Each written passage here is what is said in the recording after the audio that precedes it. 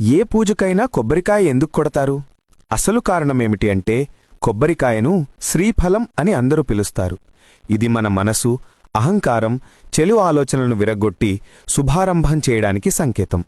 కొబ్బరికాయ మీద గట్టిగా ఉండే షెల్లు మన అహంకారానికి సంకేతం. లోపల ఉన్న నల్లపొర మన లోపాలు సూచిస్తుంది.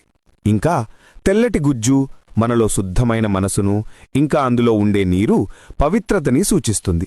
దాన్ని విరగ్గొట్టడం వల్ల చెలి తొలగించడం ప్లస్ శుభానికి ఆహ్వానించడమని నమ్ముతారు.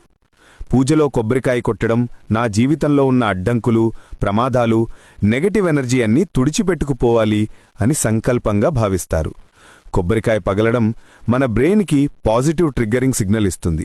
కొత్త పని మొదలుపెట్టడానికి కాన్ఫిడెన్స్, కంప్లీషన్ ఫీలింగ్ ఇస్తుంది. ఇది ఒక రిచువల్ హ్యాబిట్, మనసును స్టేబుల్గా చేయడానికి ఉపయోగపడుతుంది. ఈ ఇన్ఫర్మేషన్ మీకు యూస్ఫుల్ అనిపిస్తే మన ఛానల్ని ఇప్పుడే ఫాలో చేయండి. అందరికీ తెలిసేలా షేర్ చేయండి.